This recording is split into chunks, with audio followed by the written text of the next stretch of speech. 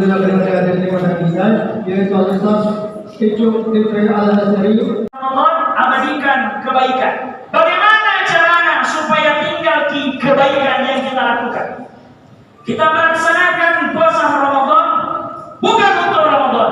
Kita melaksanakan sholat tarawih bukan untuk Ramadan.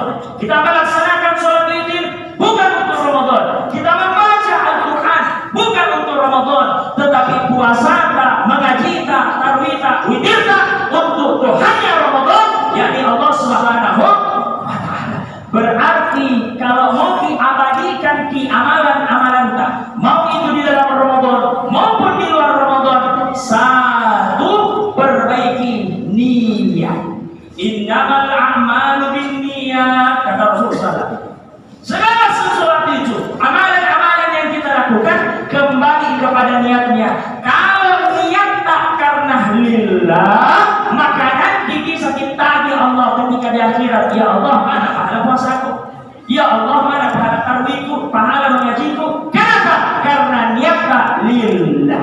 Yang jadi masalah, jangan sampai kita melakukan amalan-amalan, ibadah-ibadah, peribadatan yang kita lakukan bukan lillah, tetapi lil sosmed, lil Instagram, lil YouTube, lil Facebook.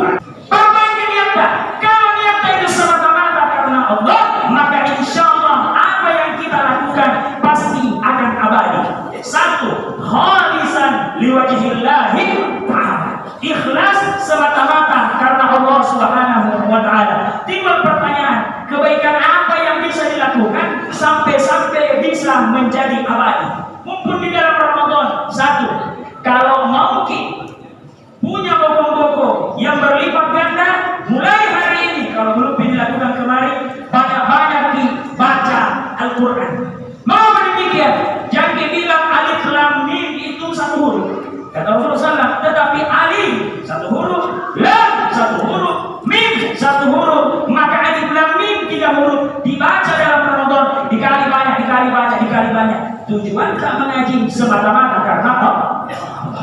Berarti Bapak Ibu sekalian, guru-guru kami para ulama mengatakan, kalau mau menyapa Allah, mungkin tegur di Allah, banyak-banyak kita berdoa. Kalau mau nasapa Allah, tegur di Allah, banyak-banyak kita mengaji. Kalau mau bercakap-cakap antara hamba dengan Tuhannya, maka laksanakanlah sholat. Berarti kalau berdoa di dalam Ramadan, kita berdoa banyak waktu-waktu yang dijawab. Mau itu di waktu sahur, mau itu ketika berpuasa, mau itu sebelum berbuka. Ketika kita berdoa, maka kita sedang menyapa Allah Subhanahu wa Ta'ala.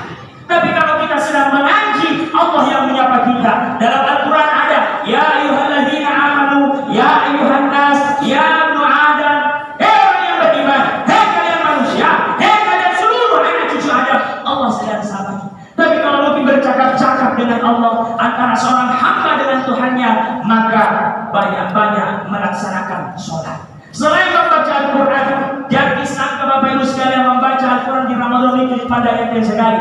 Ketahuilah, di dalam Ramadan, amalan-amalan sunnah yang kita lakukan, kata guru kami bersih, Maulana Sidna Syekh Al-Jum'ah, Maulana Sidna Syekh Yusri Kabir, beliau mengatakan, amalan-amalan sunnah di dalam Ramadan, kalau kita lakukan ikhlas karena Allah, maka pahalanya sama dengan pahala wajib di luar Ramadan.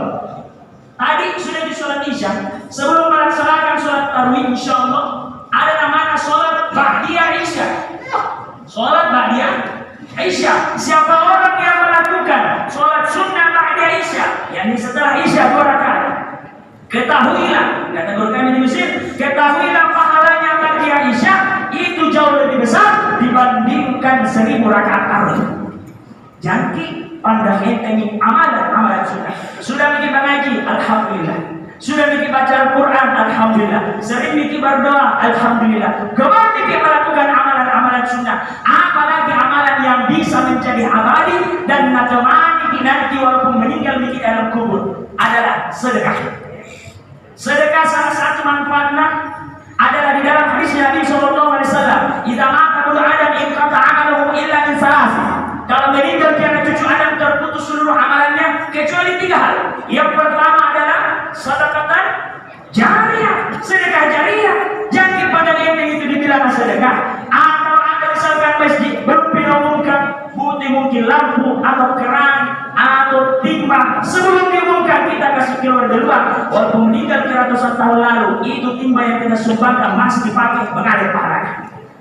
Lap kaki yang kita nanti lap kaki kita kasih masuk, kemudian meninggal ada 10 tahun masih dipakai itu lap kaki mengalir terus pahala. Sedekah jariah. Manfaat orang sedekah jariah selain ada bobot-bobotnya di dunia dan di akhirat, yang kedua adalah sedekah jariah nah hapus di dosa-dosa. Mana dalilnya? Rasulullah SAW pernah bersabda, as-shadaqatu tudfi'ul khati'ah kama tudfi'un nar bil ma'i. Itu dibilang sedekah seperti api yang disiram menggunakan air. Sedekah tak, kalau gemar kita sedekah, mau itu wakaf, mau itu sedekah, mau itu infak, maka dihapus dosa tak seperti api disirami dengan jengkel. Apalagi manfaatnya sedekah? Dipanjangkan umur, dimurahkan rezeki. Sebenarnya pesantren dilatih bukan cuma nanti di dalam Ramadan gemar sedekah, tetapi di luar Ramadan semakin gemar. Jangan pikir bilang orang yang bersedekah itu akan miskin lah, tidak. Jangan bilang ada lewat celengan di depan tak, ada wanita di situ 2.000, Bismillah mau masuk surga 2.000. Di Makassar masuk WC saja 3.000 nih. Nah ini mungkin masuk surga 2.000.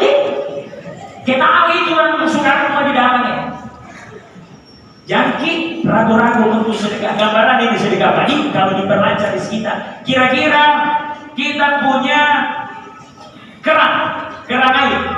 Di bawah ada katwa. Katwa itu bahasa Jerman. Artinya basko. Kemudian dikasih nyala itu keran atau tumpah airnya dimatikan. Diambil ke 3 timba, disiram di tanaman. Ketika sudah kurang 3 timba, dikasih nyala itu lagi kerannya. Apakah yang terganti cuma 3 timba atau sampai atau tumpah-tumpah? Sampai atau tumpah-tumpah. Begitu disedekah, 3 di keluar tapi banyak yang tidak. Jadi pernah ragu, apalagi dia nanti tidak apa-apa sedikit, yang penting ikhlas. Justru tidak ikhlas kita sedikit. Semakin banyak, lu nggak kira kasih keluar gimana? Mana yang mau kemana? Bukan kita pak, nanti pak. Sayyidina Ali karramallahu wajhahu membagi sedekah menjadi 4. Kadang-kadang Sayyidina Ali, Imam Ali, khalifah keempat, beliau membagi sedekahnya menjadi 4. Pertama beliau kadang-kadang sedekah di malam hari seperti sekarang.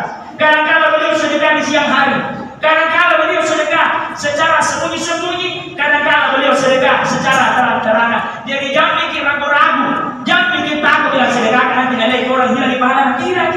Di Makassar pernah lihat, kebetulan katakan supaya tidak ada ria di dalam hati kita melakukan amalan-amalan apalagi bentuknya sedekah. Bilang di dalam hati kita, ya Allah, ini harta darimu, kau jadikan aku sebagai jembatan untuk melakukan kebaikan di hamba-hambamu yang lain. Jadi jangan merasa memiliki, tapi merasa diri. Supaya apa? Gampang keluar. Itu tukang parkir keluar. Banyak mobilnya, banyak motornya. Pergi mobilnya, pergi motornya, dia pernah bersedih. Kenapa? Karena dia merasa dimiliki, bukan merasa memiliki. Maka sedekah apa yang keluar itulah milik kita, bukan apa yang kita simpan. Selanjutnya apa yang abadi lagi di Ramadan selain baca Al-Quran, selain sedekah adalah berdoa. Banyak-banyak itu berdoa Bapak Ibu sekalian. Lanjutannya hadis tadi, idza mata ba'da min qata amaluhu illa min salatin sadaqatan jariyah ilman yantafi'u bih yani waladun saleh yad'u lahu, anak soleh yang gemar mendoakan ibu bapaknya. Kita di sini saya yakin dan percaya tidak semua orang tua, tapi semua di sini pasti ada seorang anak punya orang tua, entah masih hidup ataupun telah meninggal. Tidak ada yang butuhkan mayit kecuali banyak-banyak mendoakan itu anak-anak yang Rabbil firli wali walidayya warhamhuma kama rabbayani shaghira. Siapa orang yang gemar mendoakan ibu bapaknya, maka Allah akan memurahkan rezekinya. Siapa orang yang memutuskan doa kepada ibu bapaknya, maka Allah akan memutuskan rezeki anak tersebut. Guru kami Al-Habib Umar bin Habis mengatakan, ketika seorang anak menjadikan ibu bapaknya seperti raja-raja, maka siap-siaplah rezekinya dan lenya anak tersebut dijadikan rezekinya seperti rezekinya para raja-raja. Di saat bersamaan ini bapak-bapak, ibu-ibu, mulut tak bergerak, hati-hati berucap untuk anak-anak. Salat sholawat mustajabat la syakka fihinna. Ada 3 komponen. Ketika salah satunya berdoa, tidak mungkin kembali tangan dalam keadaan kosong, pasti dijawab. Salah satunya adalah doa ibu bapak kepada anak-anaknya. Mulut ibu adalah mulut yang keram. Hati-hati kalau bersila kita berbeda boleh cuma kita bernama bilang hilang lagi pintar kan? Karena tampil nggak pintar nggak pintar. Tidak apa-apa yang penting harus itu anak. Ini perlu dibilang doa.